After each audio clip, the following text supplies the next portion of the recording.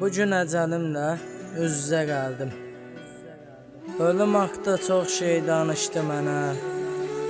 Nə səhvlər etmişəm o zaman bildim. Nədənsə canımı almadı yenə. Yazığı gəldimi mənim halıma. Bilmədim niyə o belə edirdi. Bu dəfə qıymadı mənim canıma. Üzünü çöndərib çıxıb gedirdi. Səbəbini soruşdum, bir işə baxsan. Mənə bircə kəlmə söylədi yəni. De sənin canını niyə alım mən?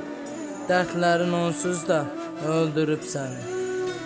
Söylədi dərd çəkdin hər bir saatda. Çəkdiyim bu dərdlər inan əbəsdir.